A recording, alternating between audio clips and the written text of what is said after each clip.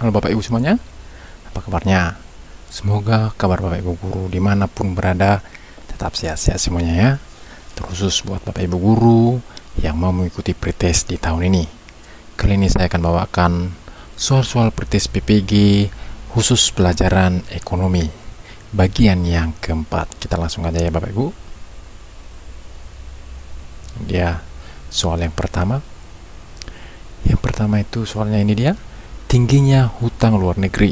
Yang B, kembalinya nilai mata uang seperti sebelum krisis 1997. Yang ketiga, angka kemiskinan masih di atas 10%. Yang keempat, Indonesia berhasil masuk pasar bebas dunia. Dan yang kelima, kesenjangan antara pusat dan daerah. Berdasarkan pernyataan di atas, kondisi perubahan ekonomi yang Indonesia pada masa reformasi adalah A. Nomor 1, 3, dan 5, B. Nomor 1, 2, dan 3, C. Nomor 2, 3, dan 4, D. Nomor 3, 4, dan 5, E. Nomor 2, 4, dan 5.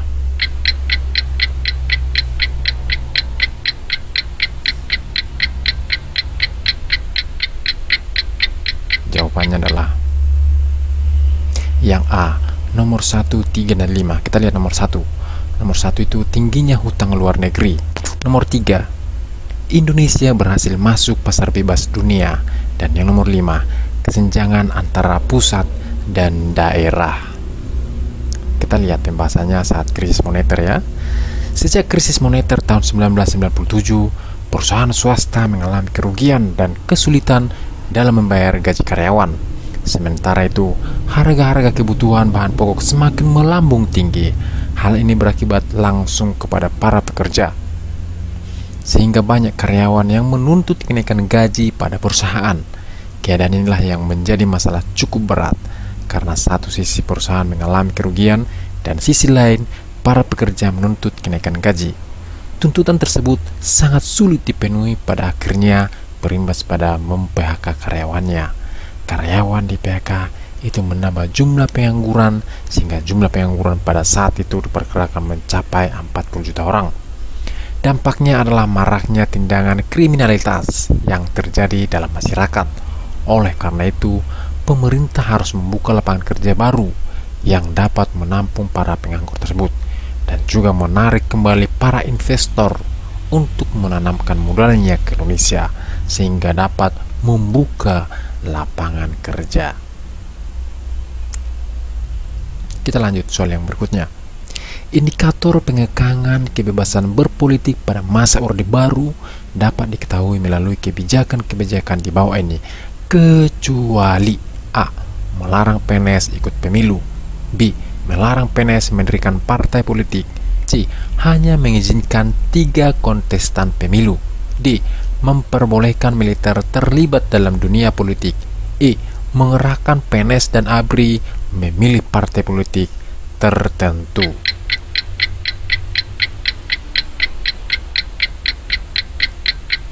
Jawabannya adalah yang D. Memperbolehkan militer terlibat dalam dunia politik. Kita lihat pembahasannya. Secara hukum, kedaulatan negara dilakukan oleh MPR. Namun pada kenyataannya, anggota MPR sudah diatur dan direkayasa, di mana sebagian besar anggota MPR diangkat berdasarkan ikatan kekeluargaan atau nepotisme. Kebebasan berpolitik juga dikekang atau dibatasi. Misalnya, ada pengerahan aparatur negara untuk memilih partai politik tertentu. Itu dia pembahasannya Bapak Ibu. Kita lanjut soal yang berikutnya. Menggunakan potongan sapu lidi, kelereng, globe, gambar-gambar yang menyangkut pembelajaran IPA serta IPS sebagai media adalah sesuai dengan tahapan perkembangan berpikir anak yang dikenal sebagai tahapan A. Anak memahami bilangan dan angka, tapi masih terkait dengan objek bersifat konkret atau operasional konkret. B. Pengamatan dan penginderaan yang intensif terhadap lingkungan atau sensomotor. C. Dominasi pengamatan bersifat egosentris. D. Kemampuan mengoperasikan kaidah logika yang tidak terikat lagi dengan objek yang bersifat konkret atau operasional formal.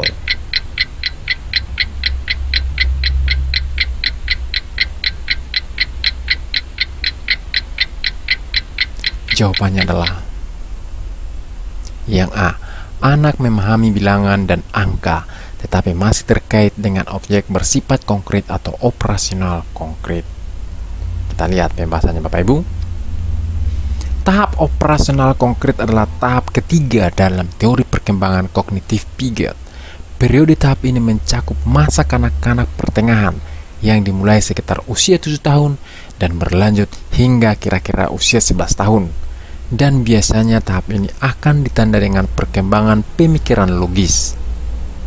Berpikir masih cenderung sangat konkret, tetapi anak-anak menjadi jauh lebih logis dan canggih dalam berpikir mereka selama tahap perkembangan ini.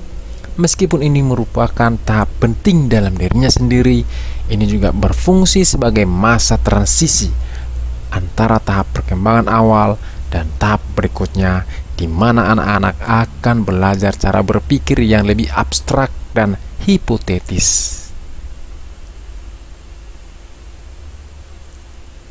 Kita lanjut slide berikutnya. Suatu keadaan yang menunjukkan terjadinya kenaikan nilai mata uang secara tajam yang diakibatkan oleh terlalu sedikitnya jumlah uang yang beredar di masyarakat disebut A. Deflasi, B. Depresi, C. Inflasi, D. Devaluasi.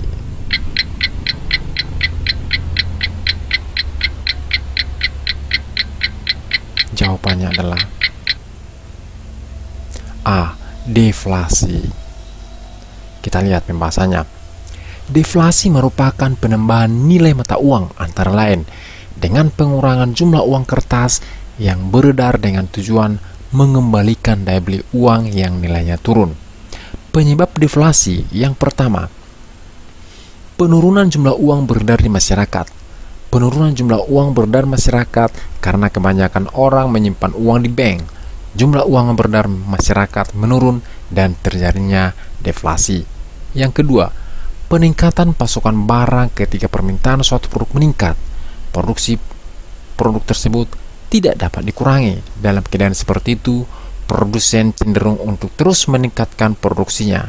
Dan jika produksi berlanjut tanpa mengurangi jumlah produk yang dijual ke konsumen, permintaan barang dapat berkurang dan penawaran barang dapat meningkat dan harga komoditas ini akan turun. Yang ketiga, berkurangnya permintaan barang. Bahkan jika ada terus berproduksi, jika konsumen mudah bosan, permintaan akan berkurang jika mereka menjadi bosan dan acuh tak acuh.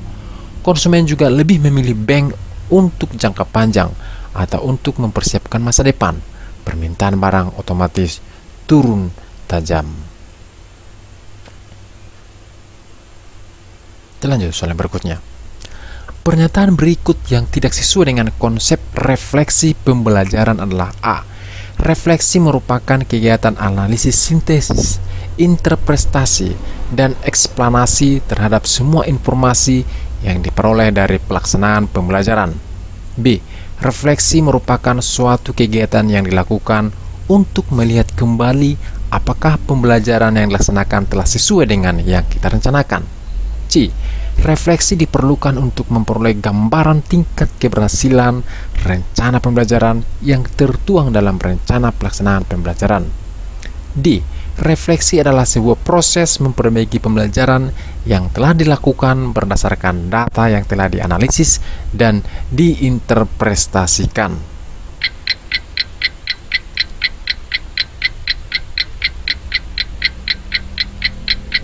Jawabannya adalah D. Refleksi adalah sebuah proses memperbaiki pembelajaran yang telah dilakukan berdasarkan data yang telah dianalisis dan diinterpretasikan. Kita lihat pembahasannya. Refleksi pembelajaran adalah tentang bagaimana siswa bisa menjadi sadar dengan proses berpikir mereka sendiri dan bisa terbuka kepada orang lain. Dengan refleksi, siswa bisa menilai mengenai bagaimana dan mengapa mengapa sebuah pembelajaran bisa berlangsung, dan mengerti apa yang harus dilakukan setelah pembelajaran selesai. Ketika siswa dan guru secara konsisten mengadakan refleksi, mereka akan mendapatkan dampak, diantaranya adalah memahami dan mengetahui maksud dari apa yang telah dipelajari, bisa mengerti apa yang dilakukan, paham apa yang harus dilakukan selanjutnya, mengerti budaya belajar yang ada di kelas, dan yang terakhir, mengetahui proses pembelajaran. Kita lanjut soal yang berikutnya. Untuk mengetahui keberhasilan belajar peserta didik, baik selama maupun setelah peserta didik mengikuti pembelajaran tertentu, dapat dilihat melalui pengamatan keaktifan peserta didik dalam bekerja sama atau wawancara tentang kesulitan-kesulitan yang dihadapi peserta didik selama mengikuti pembelajaran. Pertanyaan-pertanyaan yang dapat memberikan penjelasan tentang hasil wawancara atau pengamatan diantaranya adalah A. Mengapa peserta didik tidak aktif dalam mengikuti pembelajaran? B. Bagaimanakah proses pembelajaran yang dilakukan agar efektif? C. Apakah kompetensi awal peserta didik untuk mengikuti pembelajaran memadai? D. Mengapa peserta didik kita memberikan respon negatif atas pelaksanaan pembelajaran yang kita lakukan?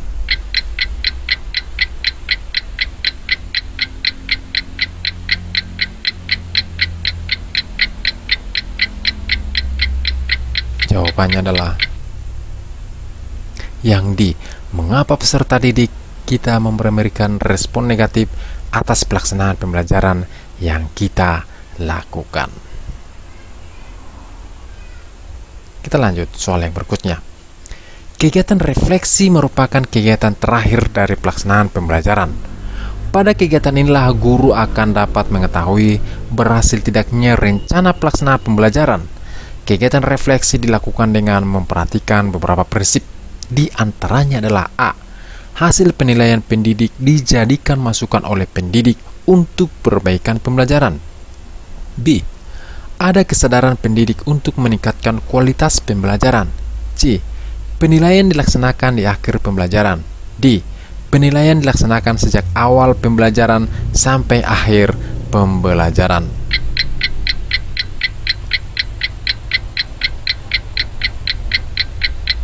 Jawabannya adalah yang D. Penilaian dilaksanakan sejak awal pembelajaran sampai akhir pembelajaran. Demikianlah soal-soal pretest PPG khusus pelajaran ekonomi. Semoga bermanfaat buat Bapak Ibu guru yang mau mengikuti pretest PPG di tahun ini. Salam sehat untuk kita semuanya. Semoga sukses buat Bapak Ibu guru yang mengikuti pretestnya. Sekian dan terima kasih.